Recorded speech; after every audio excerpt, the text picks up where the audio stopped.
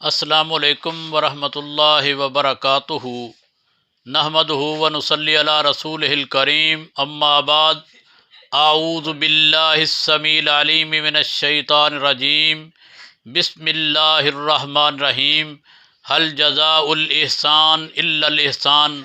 صدق اللہ مولانا العظیم۔ ناظرین حضرات، سب تعریفیں اللہ رب العزت کے لیے ہیں، اس کے بعد ان گنت اور بے شمار درود و سلام میرے اور آپ کے آقا و مرشد امام کائنات حضرت محمد رسول اللہ صلی اللہ علیہ وآلہ وسلم کی ذات مقدسہ پر، جس طرح کے قرآن حکیم کے اندر اللہ رب العزت نے ارشاد فرمایا ہے کہ حل جزاء الاحسان الا الاحسان، کہ نیکی کا بدلہ نیکی کے ساتھ ہے۔ دوسرے مقام پر یہ آتا ہے کہ اللہ تازر وازرۃ وزر اخری، کہ ہر جان نے اپنا بوجھ خود اٹھانا ہے، کوئی دوسرے کے اوپر کسی کا کوئی برڈن نہیں ہوگا، کوئی کسی کا بلیم جو ہے وہ دوسرے کو نہیں دیا جائے گا۔ ایسے نہیں ہوگا کہ کرے گا کوئی اور بھرے گا کوئی۔ کیوں؟ اللہ کی ذات کے علاوہ کوئی بھی اتنی بڑی ذات نہیں ہے جو کہ ایک رائی کے ذرے کے برابر بھی کسی کی غلطی ہوگی یا نیکی ہوگی، اس کا اجر و ثواب اس کو مل کر رہے گا۔ تو حضرات محترم، عرض کرنے کا مقصد یہ ہے کہ جو والدین اپنے بچوں کی پرورش اس انداز سے کریں گے کہ جو انداز قرآن و سنت کے مطابق ہوگا، تو ان کو اجر ایسے ہی ملے گا جیسے کہ ان کی اولاد جو ہے وہ ان کی خدمت کرے گی تو اولاد کو ملے گا۔ تو میں یہ بتا رہا تھا کہ اللہ رب العزت نے قرآن حکیم کے اندر یہاں پر یہ ارشاد فرمایا، والوالدات یرضعن اولادہن حولین کاملین، کہ جب بچہ 2 سال کا ہو جائے تو والدہ کو چاہیے کہ وہ اس کو 2 سال تک مسلسل دودھ پلا سکتی ہے۔ تو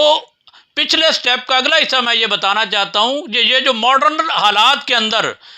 جو دور جدید کے اندر مائیں دودھ بچوں کو نہیں پلاتی، تو میڈیکل کی جو جتنی بھی ڈیفینیشنز ہیں ان کے اندر آج مغربی میڈیا بھی چیخ چیخ کر چلا کر یہ بات کہہ رہا ہے کہ جو مائیں اپنے بچوں کو دودھ پلاتی ہیں ان کو بریسٹ کینسر نہیں ہوتا، بلکہ ان کے اندر تقریباً 70% کم چانسز ہوتے ہیں۔ وگرنہ جو اس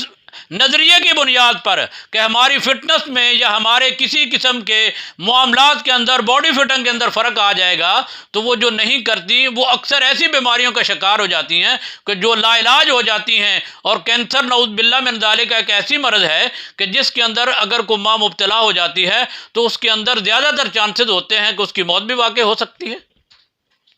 تو لہٰذا اگر ہم اس نظریے کو مد نظر رکھتے ہوئے اپنے اولادوں کو مائیں 2 سال تک دودھ پلائیں تو اس کے اندر کتنے ہی فوائد ہیں۔ سب سے پہلا فائدہ یہ ہے کہ ہم نے اللہ کے حکم کی فرما برداری کر لی۔ دوسرا فائدہ کیا ہے کہ ہم نے محمد رسول اللہ صلی اللہ علیہ وآلہ وسلم کی سنت پہ عمل کر لیا۔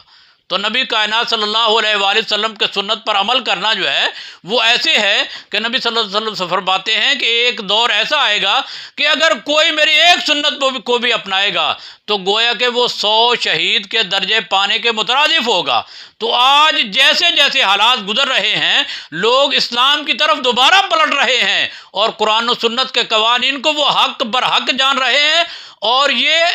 زیادہ سے زیادہ یعنی غیر مسلم بھی پرچار کر رہے ہیں کہ ہمیں اسلامائزیشن پہ عمل پیرا ہونا چاہیے۔ جیسا کہ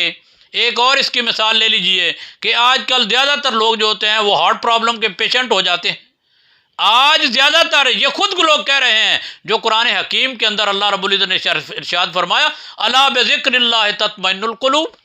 کہ تم اگر میرا ذکر کرو گے تو میرے ذکر کے اندر ہی تمہارے دلوں کا سکون ہے۔ تو امریکہ کے بڑے بڑے جو ڈاکٹرز حضرات ہیں وہ بھی یہ بات کہتے ہیں کہ جن لوگوں نے خدا کا ذکر شروع کیا ان کے دل کی پرابلم جو ہیں وہ ختم ہوگی، ان کی مرضیں ختم ہوگی، وہ بالکل تندرست اور چاق و چبند اور باقاعدہ میں ہوش و حواس ہو گئے، یعنی بغیر کسی علاج کرنے کی وجہ سے۔ یہ کیا وجہ ہے کہ اللہ سب سے بڑا ہے۔ اللہ کے قوانین پر عمل کرنے سے ہمارے لیے خوش بختیاں بھی ہیں، ہمارے لیے اس کے اندر فضیلتیں بھی ہیں، ہمارے لیے اس کے اندر اللہ کی رحمتیں بھی ہیں۔ جب اللہ کی رحمتیں نازل ہوں گی، ہماری کتنی ہی مشکلات جو ہیں جو آئے دن بدن روز بروز بڑھتی چلی جا رہی ہیں، وہ سب ختم ہو جائیں گی۔ کیونکہ سورہ نوح کے اندر اللہ رب العزت فرماتے ہیں نا، قُلْ تُسْتَغْفِرُوا رَبَّكُمْ إِنَّهُ كَانَ غَفَّارًا،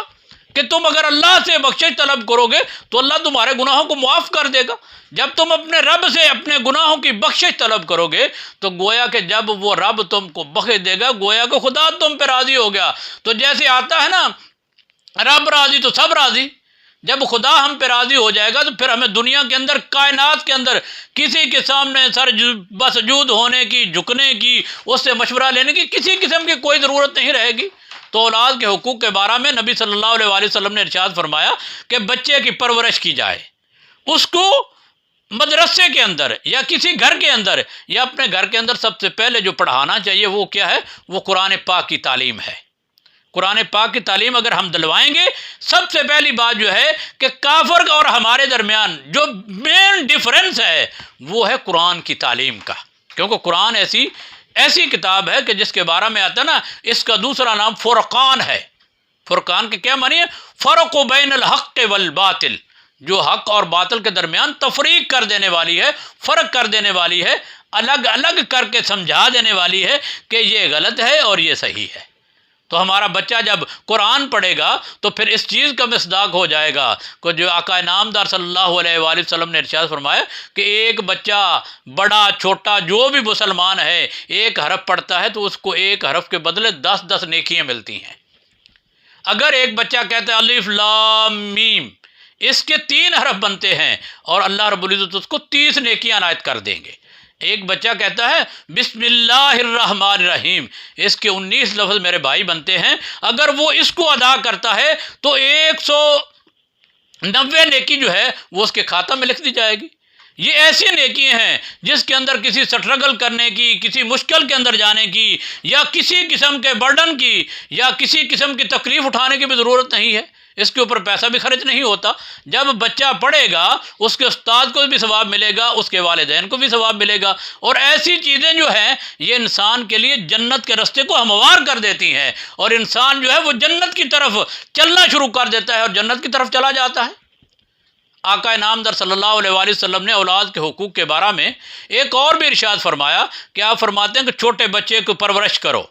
کیونکہ والدین کے ذمہ اس کا کھانا، اس کا پینا، اس کی جو ہے نا کپڑے کا انتظام کرنا اور اس کی خوراک کا انتظام کرنا، یہ سب والدین کے ذمہ ہے، والدین کے اوپر یہ فرض ہے۔ اگر وہ نہیں ادا کریں گے تو والدین قیامت کے دن اس اولاد کے مجرم ٹھہریں گے۔ اولاد اپنے ہاتھوں کو اپنے والدین کی گریبانوں میں ڈال کر کھینچے گی اور خالق کائنات سے یہ شکایت کرے گی کہ اللہ ہم ان کے گھروں میں پیدا ہوئے تھے لیکن ہماری انہوں نے پرورش وہ نہیں کی جو تیرے نبی نے کہا تھا۔ اسی لیے آتا ہے کہ اگر بچہ 7 سال کا ہو جائے تو اس کو نماز پڑھنے کا حکم دیا جائے،